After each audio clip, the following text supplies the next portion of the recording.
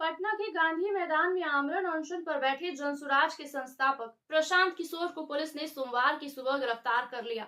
वो 2 जनवरी की शाम 5 बजे से बीपीएससी अभ्यर्थियों के समर्थन में आमरण अनशन पर थे।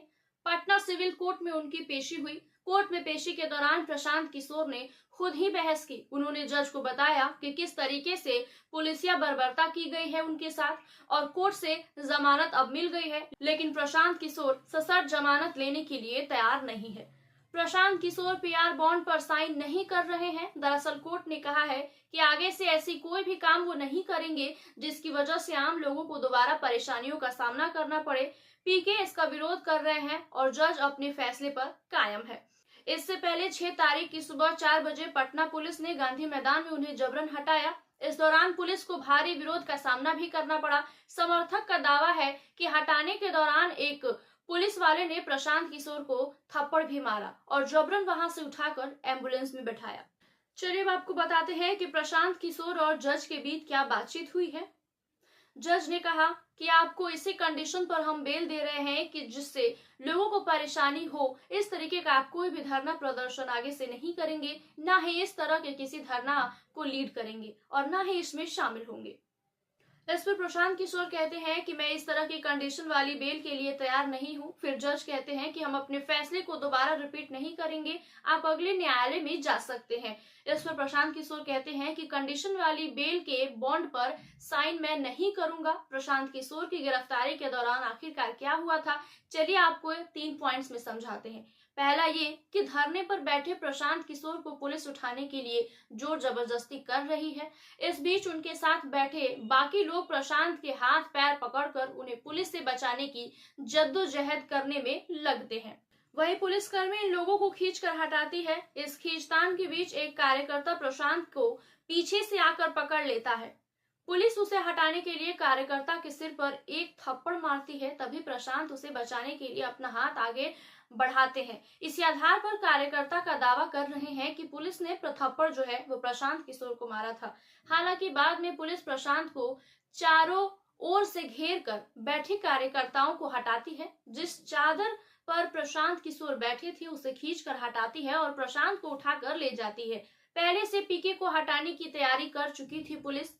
अब आपको बताते हैं कि किस तरीके से पहले से ही पुलिस की तैयारी थी कि प्रशांत किशोर को वहां से हटाना है। पुलिस ने पहले से प्रशांत किशोर को हटाने की तैयारी कर ली थी। शहरी इलाकों में प्रशांत के विरोध और समर्थन को देखते हुए पुलिस ने उन्हें शहर से बाहर ले जाने की रणनीति बनाई थी। इसके तहत सोमवार सुबह पटना पश्चिम एसपी, दानापुर एएसपी और गांधी मैदान टाउन डीएसपी पहुंचे थे। 2 दिन पहले यानी कि 4 जनवरी को पटना डीएम ने भी कहा था कि एग्जाम के बाद प्रशांत किशोर पर एक्शन होगा।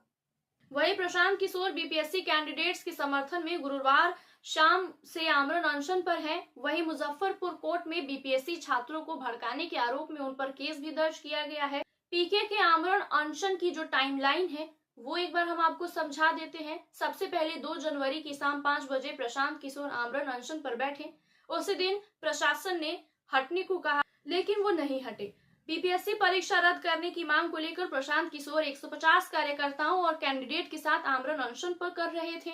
वही 2 जनवरी की रात 9 बजे प्रशांत किशोर को पटना जिला प्रशासन ने हटने का नोटिस भी दिया।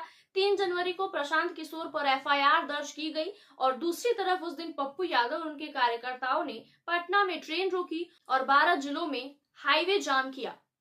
इंडिया अलायंस के छात्र संगठन भी सीएम हाउस घेरने निकले। हालांकि पुलिस ने उन्हें डाक बंगला चौराहे पर ही रोक दिया। वहीं 4 जनवरी को पटना में बापू एग्जाम सेंटर पर जो परीक्षा हुई थी बीपीएससी की उसे रद्द कर दी गई और री एग्जाम हुआ। उसी दिन पटना डीएम ने प्रशांत किशोर पर परीक्षा के बाद कार्रवाई करने की बात कही थी। बीपीएससी कैंडिडेट्स की मांगों को आइए एक बार फिर से आपको समझा देते हैं। उनकी मांग कुछ इस प्रकार है कि वो कह रहे हैं कि बीपीएससी प्रारंभिक परीक्षा रद्द हो और दोबारा परीक्षा ली जाए। एक परीक्षा हो और एक ही रिजल्ट आए ताकि सभी अभ्यर्थियों के साथ न्याय हो सके, सभी को एक समान मौका मिले। आयोग एक ही परीक्षा के लिए 2 बार परीक्षा कैसे ले सकता है, मेरिट लिस्ट आखिरकार कैसे बनेगी, ये सारे सवाल स्टूडेंट्स के मन में है, जिसकी वजह से वो ये प्रदर्शन कर रहे हैं। 9 से 11 सेंटर पर हो चुकी है परीक्षा। 13 दिसंबर का जो प्रश्न पत्र था और जो 4 जनवरी को एक सेंटर पर होने वाली परीक्षा का प्रश्न पत्र एक जैसा कैसे होगा, ये सवाल है छात्रों के मन में। अगर 4 जनवरी को होने वाली परीक्षा का प्रश्न पत्र पहले की परीक्षा के क्वेश्चन पेपर से आसान रहा तो बाकी छात्रों के साथ न्याय नहीं होगा। ये तमाम सवालात स्टूडेंट और छात्रों के मन में है, इसी के लिए वो अनशन कर रहे हैं, इसी के लिए वो विरोध कर रहे हैं और पूरे एग्जाम की री एग्जाम की वो मांग कर रहे हैं। अब आगे देखना है कि इसमें और क्या अपडेट्स आते हैं। ये सब जानने के लिए हमारे साथ जुड़े रहिए और ऐसे और तमाम खबरों के लिए देखते रहिए infinity live. Please like, share and subscribe my YouTube channel.